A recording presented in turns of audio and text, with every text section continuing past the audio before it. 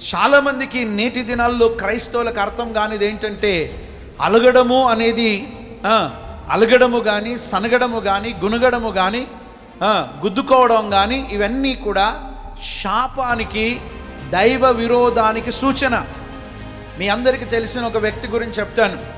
ఎదిగో నువ్వు కానుక తీసుకొచ్చావు, అంగీకరించాలో లేదా దేవుని చిత్తం, ఇయ్యాల్సిన పని నీది, స్వీకరించాలో లేదా నిర్ణయించుకునేది దేవుని చిత్తం. కానీ దేవుడు కానుకలు తీసుకోలేదని దేవుడి మీద అలిగేసి తమ్ముడి మీద కోపం పెంచుకున్నాడు. ఎప్పుడైతే ఆయన అలిగి దేవుని మీద అలిగి తమ్ముడి మీద కోపం పెంచుకొని అలగగానే తిరుగుతూ ఉన్నప్పుడు వాకిట పాపం నిలబడిందంట. పాపం నిలబడి ఆయనను ఆహ్వానించింది, నరహంతకునిగా ఆయనను సిద్ధపరిచింది. అంటే అర్థమైందా? మనము అలగిపోతే నీ వాకిట నిలబడేది పాపం.